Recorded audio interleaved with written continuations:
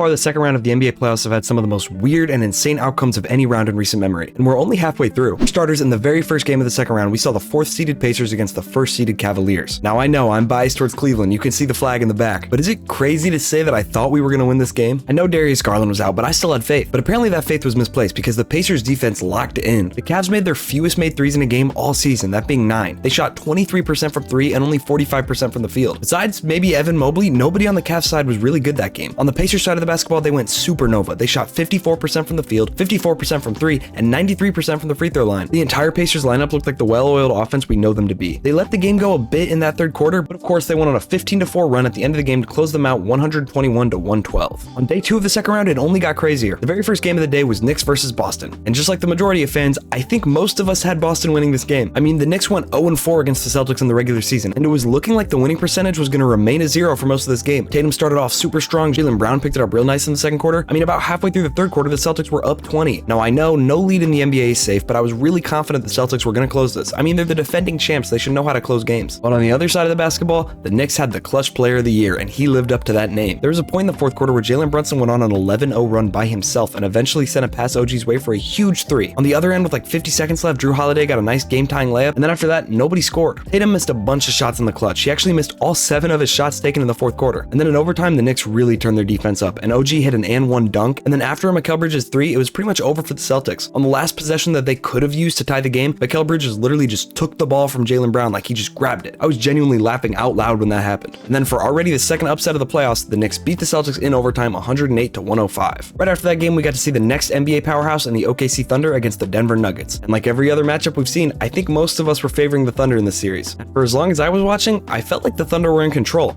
It felt like they had the tempo of this game down. They were playing great defense on everyone who wasn't Jokic pretty much. Jokic had 40 points and 20 rebounds. I mean, the Nuggets doubled the turnovers compared to the Thunder, 18-9. The Thunder had 6 more blocks, but the one thing that the Nuggets had control over was the glass. The Nuggets out-rebounded 63-43. Anyways, Alex Caruso had a legacy game for the Thunder, absolutely playing incredible defense with 5 steals and 2 blocks. And that was to go along with a 20 bomb. For Alex Caruso, how often did Alex Caruso drop 20 points? She had a damn near triple-double, but it was the number 2 option and number 3 option who sold this game for the Thunder. Despite not being in control for most of the game, the Nuggets went on some runs in the fourth, but eventually were behind. Let me set the scene. It's the end of the game, the Nuggets have to play the foul game, and then the Thunder are eventually up 3 like multiple times, and then the Thunder decide to do the thing where they foul up 3 so that the Nuggets can't score a 3-pointer, but they don't get like any time off the clock each time. So they weren't really doing it correctly. There were some other coaching mishaps, but I won't get into that. But when the Nuggets fouled Chet Holmgren and forced him to go to the line down 1, he misses both. And then Westbrook runs down the floor, and I honestly thought he was going to take this right to the cup knowing Westbrook, but he passes out to Aaron Gordon, who was incredible by the way, and he drains it. And in the post-game interview, Aaron Gordon couldn't even say coherent words. He was so filled with adrenaline, and he put everything on the line. And now all 3 NBA juggernauts, the Thunder, the Cavs, and the Celtics, are all down 0-1 in their series. Basically, no favorite team won. And then it continued in the next day. Cleveland faced off against the Pacers in game 2, down Darius Garland, Evan Mobley, and DeAndre Hunter. Going into this, I think everybody knew this was going to be a Donovan Mitchell hero ball type of game. And despite going 1 for 7 from 3, he did have that hero ball kind of game. He had 48 points, 5 rebounds, 9 assists, 4 steals, and a block. He was getting to the rim over and over and over again, drawing a bunch of fouls, and then the supporting cast showed up too. Max Strus had an incredible game, hitting a bunch of shots, as did Sam Merrill. Jared Allen was unstoppable in the paint. Ty Jerome had a terrible game by his standards, but everyone else made up for it. Unfortunately, by the end of the game, Donovan Mitchell was gassed. Despite being up 7 points with less than a minute to go, the Cavaliers lost this game. They absolutely cratered at the end. You know how difficult it is for an NBA team to score 8 points in less than a minute without the other team scoring anything? Aaron Naismith, crazy putback dunk. Then Donovan Mitchell turns the ball over. Pascal Siakam hits a layup, Max Strus can't inbound the ball, and Tyrese Haliburton ends up at the line. He hits the first one, and it's a 2-point game. I mean, realistically, he makes this and they're down 1, or he misses and the Cavs get a rebound. Either outcome, the Cavs should end up at the free throw line. But no, Tyrese Haliburton misses, and because Donovan Mitchell is so tired, he can't get the rebound, and Tyrese Haliburton gets his own miss, brings it out to the perimeter, and gets Ty Jerome guarding him. Ty Jerome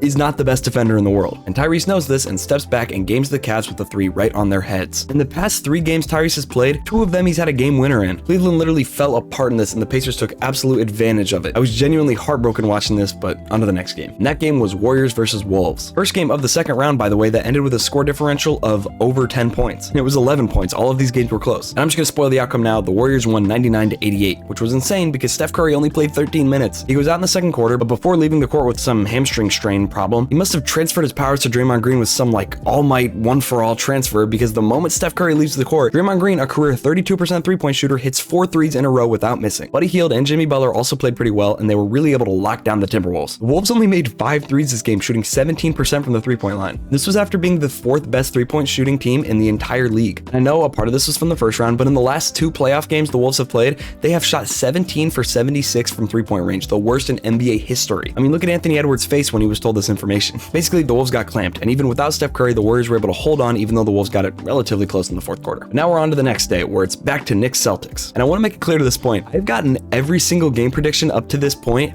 wrong. Literally every game before it started, I picked the eventual loser to win the game. And that streak continued because, spoiler alert, I picked the Celtics to win this game, and they lost. The Celtics dominated that first quarter where the Knicks only scored 13 points, and it looked like my prediction would be right. And then the Celtics held that lead for pretty much the entire game. They were up 20 with 4 minutes left in the third, but like that first game, apparently third quarter 20-point leads mean nothing against the Knicks, because in that 4th quarter, reminiscent to game 1, Jason Tatum went 1 for 5. That 4th quarter was so ugly for the Celtics. They were having a really hard time getting offense going. They genuinely couldn't get any buckets. And at the end of the game, the Knicks are up 1, but also reminiscent of game 1, Mikal Bridges' defense games the Celtics. He followed Tatum and ripped the ball out of the air and threw it across the court for the win. New York Knicks are now up 2-0 against the Celtics, just like the Cavs series. The whole year, everyone was hyping up a Cavs-Celtics Eastern Conference Finals, but I found a stat from ESPN that said road teams that are up 2-0 in their series win 85% of the time. Statistically, we are not going to see the Cavs and Celtics play each other in the Eastern Conference Finals. And right after this, we got game 2 of Thunder Nuggets. And this game was pretty much the opposite of the first game. The Thunder roster was pissed off the entire time. Right from the jump, the Thunder scored 45